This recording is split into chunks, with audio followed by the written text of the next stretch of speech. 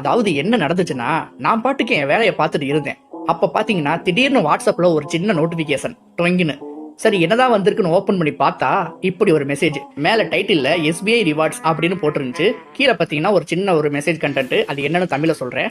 Dear value customer, அதாவது dear customer, உங்களோட SBI net பேங்கோட ரிவார்ட் பாயிண்ட்ஸ் வந்து மொத்தம் ரூ. 9860 இன்னையோட எக்ஸ்பயர் ஆகுது அப்படின்னு போட்டிருந்துச்சு. அதை உடனே நீங்க கிளைம் பண்ணணும்னா SBIயோட நெட் பேங்கிங் ஆப்பை டவுன்லோட் போட்டு அதுல போய் நீங்க கிளைம் பண்ணிக்கோங்கன்னு சொல்லி கீழவே ஒரு ஆப்பையும் கொடுத்துருந்தான். இதை பார்த்ததுமே எனக்கு கையும் ஓடல காலும் ஓடல. ஏன்னா ரூ. 9860 எனக்கு விழுந்திருக்கா அப்படின்னு நம்பவே முடியல.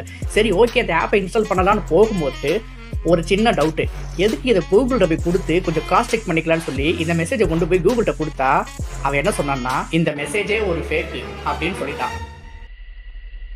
அமைதியாகுது, ரொம்ப ரொம்ப அமைதியாகுது, தாங்க முடியல. ஓகே கைஸ், இப்போ கொஞ்சம் ஃபன்னெல்லாம் ஓரமாக ஒதுக்கி வச்சுட்டு கொஞ்சம் சீரியஸாக பேசலாம். ஏன்னா இது ரொம்ப முக்கியமான ஒரு அவேர்னஸ் வீடியோ. ஏன் அப்படி சொல்கிறேன்னா, என்றைக்குமே பார்த்தீங்கன்னா எனக்கு இந்த மாதிரி ஒரு மெசேஜ் வந்ததே இல்லை. ஆனால் என் கான்டாக்ட் பர்சனில் இருந்து இந்த மாதிரி ஒரு ஸ்கேம் பண்ணுற மாதிரியான ஒரு மெசேஜ் வந்தது பார்த்துட்டு எனக்கு ஒன்றுமே புரியல. சரி எதுக்கு இதை பற்றி அவர்கிட்டயே கேட்கலான்னு சொல்லி கால் பண்ணி கேட்டால் அவர் என்ன சொல்கிறாருன்னா, அவருக்கும் இதே மாதிரியான ஒரு மெசேஜும் கூடவே ஒரு ஆப்பு வந்துச்சு. அந்த ஆப்பை ஓப்பன் பண்ணால் அந்த ஆப் வந்து ஒரு ஃபார்மை ஃபில் பண்ண சொல்லி கேட்டிருக்கு. அந்த ஃபார்மில் என்னென்ன கேட்டிருக்காங்கன்னா, அவரோட பேங்க் அக்கௌண்ட் டீட்டெயில்ஸு, ஆதார் கார்டோட டீட்டெயில்ஸ், அதுக்கோட பேன் கார்டு டீடைல்ஸ் சொல்லி முக்கியமான டீடைல்ஸ்லாம் ஃபில் பண்ண சொல்லி அந்த ஃபார்ம் சொல்லிருச்சு. ஸோ அவரும் இந்த ஃபார்மை ஃபில் பண்ண வர நிமிஷமே அவரோட வாட்ஸ்அப் ஹேக் ஆயிருச்சு. கூடவே பார்த்தீங்கன்னா அவர் கான்டாக்ட் லிஸ்ட்ல இருக்க எல்லா பர்சன்ஸுக்கும் இந்த வாட்ஸ்அப் மெசேஜ் வந்து ஃபார்வர்ட் பண்ணிருக்கு. அதுவும் எப்படின்னா, அவரோட டிபியை தூக்கிட்டு SBIயோட லோகோவை வச்சு எல்லாருக்கும் சென்ட் பண்ணிருக்கு. பார்க்குறவங்களுக்கு எல்லாமே உண்மையாவே இது SBIல இருந்து தான் அனுப்பியிருக்காங்க அப்படிதான் தோணும். எனக்கும் தோணுச்சு. சரி ப்ரோ, இதெல்லாம் யார் பண்ணா எப்படி பண்ணா அப்படின்னு கேட்டிங்கன்னா, வேற யாரும் இல்லை, ஹேக்கர்ஸ் தான் இப்படி பண்ணியிருக்காங்க. இது எப்படி நடந்துச்சுன்னா, முதல்ல அந்த ஆப்பை இன்ஸ்டால் பண்ணும்போது அந்த ஆப்ல இருந்து ஒரு சின்ன மால்வேர் வந்து உங்களோட ஃபோனில் வந்து இன்ஸ்டால் ஆயிரும். அதுக்கப்புறம் நீங்கள் இந்த ஃபார்மை ஃபில் பண்ணும்போது அந்த மால்வேர் வந்து நீங்கள் என்னெல்லாம் ஃபில் பண்ணுறீங்கன்னு சொல்லி நோட்டிஃபை பண்ணி அதை அந்த ஹேக்கர்ஸ்க்கு அப்படியே சென்ட் பண்ணிடும்.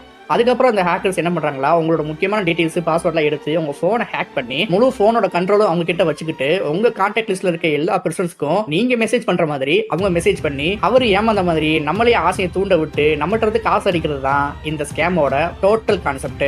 சரி ப்ரோ, இவ்வளவு பெரிய ஸ்கேம் நடக்குது, இது யாருக்குமே தெரியாதா அப்படின்னு கேட்டீங்கன்னா, இந்த ஸ்கேம் ஃபர்ஸ்ட் டைம் நடக்கல. இது ஒரு 7-8 மாசத்துக்கு முன்னாடி நடந்தது. இந்த ஸ்கேம் நடந்து ஒரு வாரத்திலேயே பாத்தீங்கன்னா சும்மா 72 FIR cyber crime police file பண்ணிருக்காங்க. அப்படியே இது கொஞ்சம் கொஞ்சமா மாறிய இது யார் பண்றா எதுக்கு பண்றான்னு தெரியாம இருந்துச்சு. ஆனா இப்ப பாத்தீங்கன்னா இது திரும்ப ஸ்டார்ட் ஆயிருக்கு. எப்படி முடிஞ்சு போன கொரோனா திரும்ப நம்மளை தாக்குறதுக்கு தயாராயிட்டு வருதோ அது மாதிரி தான் இந்த ஸ்கேமோ. சரி ப்ரோ, இதெல்லாம் இருக்கட்டும், இப்போ இதுக்கு என்ன பண்ணலாம் அப்படின்னு கேட்டீங்கன்னா, அதுக்காகத்தான் நான் ஒரு சொல்யூஷன் கொடுக்க போறேன். அது ஒரு சொல்யூஷன் இல்ல, 2 சொல்யூஷன். முதல்ல சொல்யூஷன் நம்பர் 1 என்னதுன்னா, தற்காத்து கொள்றது. முதல்ல இந்த மாதிரியான ஸ்கேம்ல சிக்காம இருக்க நம்ம என்னெல்லாம் பண்ணலான்னு சொல்றேன், கேட்டுக்கோங்க.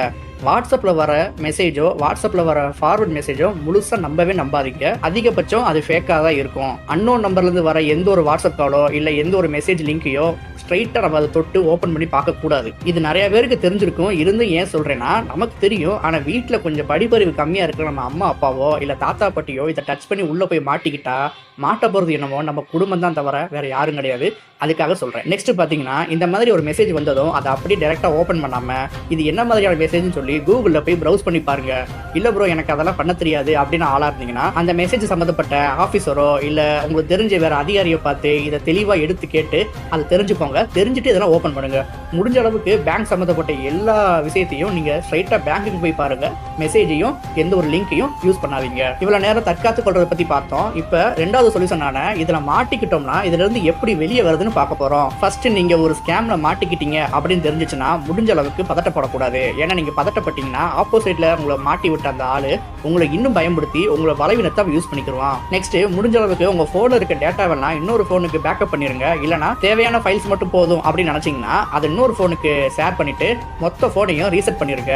கூடவே ஏதாவது முக்கியமான அக்கௌண்ட் இருந்துச்சுன்னா அதுக்கு வேற பாஸ்வேர்டை மாத்திட்டு அந்த பாஸ்வேர்டையும் நோட் பண்ணி வச்சுக்கோங்க. முக்கியமா இந்த பாஸ்வேர்டு சேஞ்ச் பண்றது மட்டும் உங்க போன்ல பண்ணாதீங்க, வேற ஏதாவது டிவைஸ்ல பண்ணுங்க. ஏன்னா ஆல்ரெடி உங்க போன்ல அந்த மால்வேர் வந்து உங்களை நோட்டிஃபை பண்ணிட்டே இருக்கும். நெக்ஸ்ட் இதை மீறியுமே உங்க அக்கௌண்ட்ல இருந்து பணம் டெபிட் ஆயிட்டே இருக்கு அப்படின்னு ஒரு சூழ்நிலை வந்துச்சுன்னா நீங்க எடுத்ததுமே சைபர் கிரைமுக்கு கம்ப்ளைண்ட் பண்ணுங்க.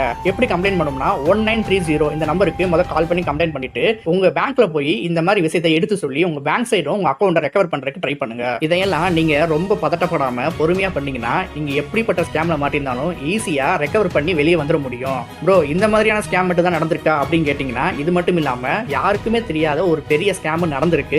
அதை பத்தி உங்களுக்கு தெரியணும்னா கமெண்ட் செக்ஷன்ல ஸ்கேம் அவேர்னஸ் அப்படின்னு கமெண்ட் பண்ணுங்க. கண்டிப்பா அதுக்கு நான் வீடியோ மேக் பண்ணி போடுறேன். இப்போ இந்த வீடியோ மூலமா உங்களுக்கு நிறைய யூஸ்ஃபுல்லான இன்ஃபர்மேஷன் அண்ட் அவேர்னஸ் கிடைச்சிருக்கும்னு நான் நம்புறேன். அப்படி இருந்துச்சுன்னா நம்ம வீடியோவை லைக் பண்ணிட்டு இதை பத்தி தெரியாதவங்களுக்கு ஷேர் பண்ணிருங்க.